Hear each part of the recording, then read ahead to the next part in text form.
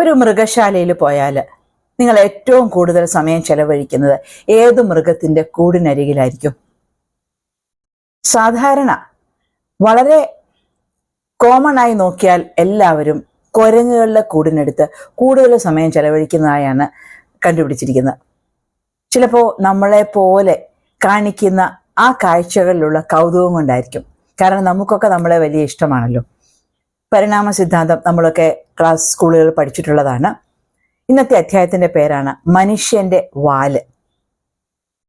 ഒരു ദിവസം നമ്മുടെ ടോട്ടോ സ്കൂൾ വിട്ട് വീട്ടിലേക്ക് മടങ്ങാൻ തയ്യാറെടുക്കുകയാണ്. അപ്പോഴുണ്ട് ഓയെ ഓടിക്കിതച്ചു വരുന്നു. ഓയെ ഓർമ്മയില്ലേ? പന്നിവാല് പിടിച്ചു വലിച്ച് കൊബയാഷി മാസ്റ്ററുടെ വഴക്കു മേടിച്ച ഓയെ. അടുത്തെത്തിയതും അടക്കി പിടിച്ച സ്വരത്തിൽ അവൻ പറഞ്ഞു, മാസ്റ്റർ ആരോ വഴക്കു പറയുന്നുണ്ട്. എവിടെ? ടോട്ടോച്ചാന് ധൃതിയായി.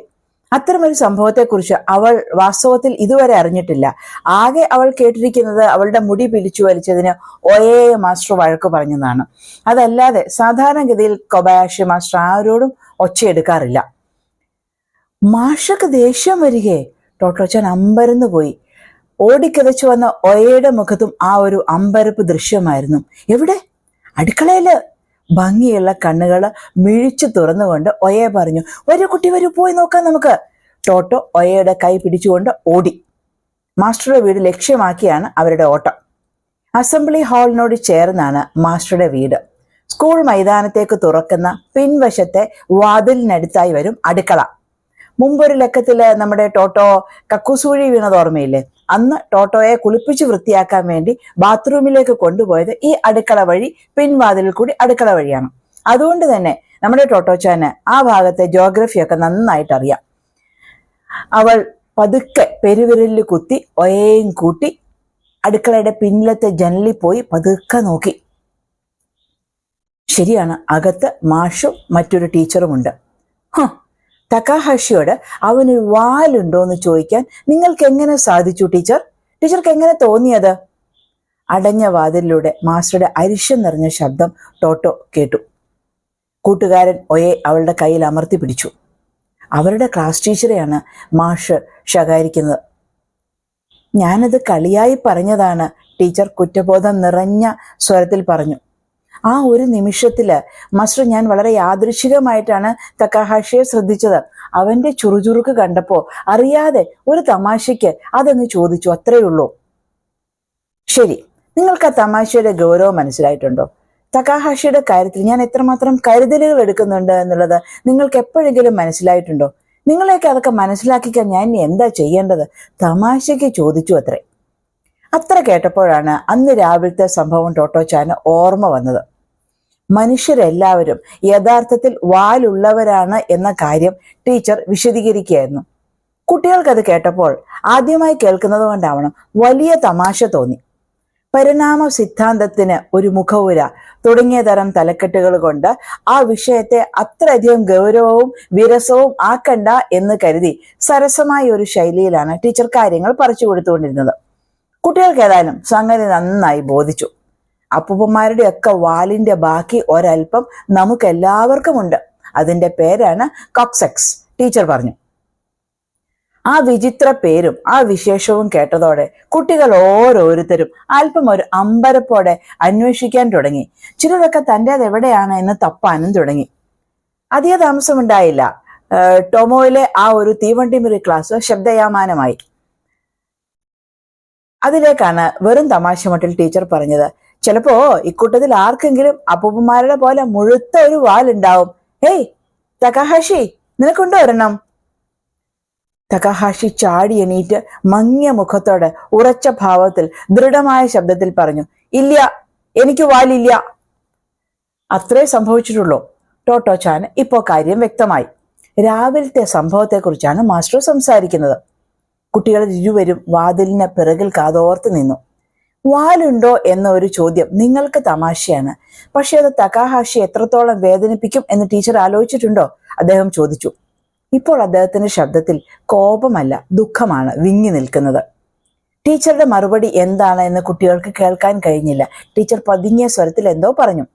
പക്ഷെ വാലിന്റെ കാര്യത്തില് അത് ടീച്ചർ അത് തമാശയ്ക്ക് ചോദിച്ച ഒരു കാര്യത്തില് മാസ്റ്റർ എന്തിനാണ് ഇത്ര കോപിഷ്ഠനാകുന്നത് എന്ന് കുട്ടികൾക്ക് ഇരുവർക്കും മനസ്സിലായില്ല. കൊച്ചു ടോട്ടോയ്ക്ക് എത്ര ആലോചിച്ചിട്ടും പിടികിട്ടുന്നില്ല. ടോട്ടോയോടാണ് ടീച്ചറോ കൊബയാഷി മാസ്റ്ററോ ചോദിക്കുക, ടോട്ടോ നിനക്ക് വാലുണ്ടോ? അങ്ങനെയൊന്ന് ചോദിച്ചാൽ അവൾക്ക് വാസ്തവത്തിൽ വലിയ സന്തോഷമാകും. അവൾക്ക് ഇഷ്ടമാണ് അങ്ങനെയൊക്കെ ചോദിക്കുന്നത്. അതിനൊരു കാരണമുണ്ട്. ടോട്ടോച്ചാൻ യാതൊരു തകരാറുകളുമില്ലാത്തൊരു കുട്ടിയാണ്. അത്തരമൊരു ചോദ്യം ആര് ചോദിച്ചാലും അവൾക്കതൊരു പ്രശ്നമേ അല്ല. പക്ഷെ തക്കാഹാഷിയുടെ കാര്യം അങ്ങനെയല്ല. അവന്റെ വളർച്ച ഇടയ്ക്ക് വെച്ച് നിലച്ചിരിക്കുകയാണ്. ഇനി അത് മുന്നോട്ട് വളരുകയുമില്ല. ആ കാര്യം അവനും അറിയാം. അതുകൊണ്ടാണ് കായിക മത്സരങ്ങൾ, സ്പോർട്സ് ഡേ ഓർമ്മയുണ്ടല്ലോ, അതിൽ തക്കാഹാഷിക്ക് പങ്കെടുക്കാനും മികവോടെ വിജയിക്കാനും വേണ്ടിയുള്ള ചില പ്രത്യേക ഇനങ്ങൾ കൊബയാഷി മാസ്റ്റർ ഡിസൈൻ ചെയ്ത് നടപ്പിലാക്കിയത്. വസ്ത്രമൊന്നും ധരിക്കാതെ കുളത്തിലിറങ്ങി നീന്തി തുടിക്കാൻ ടോമോയിലെ കുട്ടികളെയൊക്കെ മാസ്റ്റർ അനുവദിക്കാറുണ്ട്. എന്താണ് കാര്യം? തക്കാഹാഷിയെ പോലെ യാസ്വാക്കി ചാനെ പോലെ വികലാംഗരായ കുട്ടികൾക്ക് തങ്ങളുടെ ശരീരത്തെക്കുറിച്ചുള്ള ബോധം, ശരീരത്തിന്റെ പരിമിതിയെക്കുറിച്ചുള്ള ബോധം ഇല്ലാതാക്കാൻ ഇത് സഹായിക്കും എന്ന് മാസ്റ്റർക്ക് നല്ല ഉറപ്പുണ്ട്. സാധാരണ കുട്ടികളെ പോലെ അല്ലാതെ ഏതെങ്കിലും തരത്തിൽ പ്രത്യേകതകളുള്ള കുട്ടികൾക്ക് വേണ്ടി അഥവാ വികലാംഗരായ കുട്ടികൾക്ക് വേണ്ടി തന്നെ കൊണ്ട് ചെയ്യാനാവുന്നതെല്ലാം എപ്പോഴും ചെയ്യാൻ കൊബയാഷി മാസ്റ്റർ പ്രത്യേകം ശ്രദ്ധിച്ചിരുന്നു. അവരിൽ ഏതെങ്കിലും കാരണവശാൽ വികസിക്കാനിടയുള്ള അപകർഷതാബോധത്തെ മാറ്റിയെടുക്കാനും എല്ലാ ശാരീരിക മാനസിക വിഷമങ്ങളിൽ നിന്നും അവരെ അകറ്റി കരകയറ്റി ആഹ്ലാദ ചിത്തരാക്കാനും മാസ്റ്റർ നന്നായി ശ്രമിച്ചു. ചുറുചുറുക്കോടെ ഇരിക്കുന്നു എന്ന ഒരൊറ്റ കാരണം കൊണ്ട് തക്കാഹാഷിയോട് വാലുണ്ടോ എന്ന് തിരക്കാനുള്ള വിവരക്കേട് ഒരു ടീച്ചർക്ക് എങ്ങനെ ഉണ്ടാവുന്നു എന്നത് എത്ര ആലോചിച്ചിട്ടും മാസ്റ്റർക്ക് പിടികിട്ടിയില്ല. അദ്ദേഹത്തിന്റെ അടിയുറച്ച ധാരണകൾക്കും വിശാലമായ അറിവിനും അന്യമായ ഒരു സംഗതിയായിരുന്നു അത്. ടീച്ചർ ആലോചനാശൂന്യായി അങ്ങനെ ഒരു ചോദ്യം വെറുതെ ഒരു തമാശയ്ക്ക് ചോദിക്കുമ്പോൾ ക്ലാസ്സുകളിലെ പതിവ് സന്ദർശനത്തിനെത്തിയ മാസ്റ്റർ ക്ലാസിന്റെ പിൻഭാഗത്ത് നിൽക്കുന്നുണ്ടായിരുന്നു. അടുക്കള വാതിക്കൽ മറഞ്ഞു നിന്ന ടീച്ചറുടെ ഇടറുന്ന ശബ്ദം കുട്ടികൾ കേട്ടു. ഞാൻ ചെയ്തത് കടുത്ത തെറ്റായിപ്പോയി. ഇപ്പോഴേക്കും ടീച്ചർ വാസ്തവത്തിലും കരയാൻ തുടങ്ങിയിരുന്നു. തക്കാഹാഷിയോട് ഞാനൊന്ന് മാപ്പ് പറയട്ടെ മാസ്റ്റർ. മാസ്റ്റർ ഒന്നും പറഞ്ഞില്ല. ചില്ലുവാതിലിലൂടെ കൊച്ചു ടോട്ടോയ്ക്ക് അദ്ദേഹത്തെ കാണാനാവുമായിരുന്നില്ല. പക്ഷെ ആ ഒരു നിമിഷത്തിൽ മാസ്റ്ററുടെ അടുത്തേക്കൊന്ന് ഓടിയെത്തണം എന്ന് ടോട്ടോ ആഗ്രഹിച്ചു. അവൾക്കറിയുമായിരുന്നില്ല ഈ നടക്കുന്നതൊക്കെ എന്തിനെ ചൊല്ലിയാണ് എന്ന്. അതുകൊണ്ടാണല്ലോ ടോട്ടോ ആലോചിച്ചത്, വാസ്തവത്തിൽ എന്തിനാണ് മാസ്റ്റർ വാലുണ്ടോ എന്നൊരു ചോദ്യത്തിന് ഇത്ര ദേഷ്യപ്പെടുന്നത്? അത് മനസ്സിലാക്കാനുള്ള പ്രായം നമ്മുടെ കൊച്ചു ടോട്ടോയ്ക്കോ ഓക്കോയ്ക്കോ ഒന്നും ആയിരുന്നില്ല. പക്ഷെ ഒന്നവൾക്കറിയാമായിരുന്നു. മുമ്പത്തേതിലും സ്പഷ്ടമായി തന്നെ ഒന്നവൾ മനസ്സിലാക്കി. മാസ്റ്റർ തങ്ങളുടെ ചങ്ങാതിയാണ്, ഏറ്റവും അടുത്ത ചങ്ങാതി.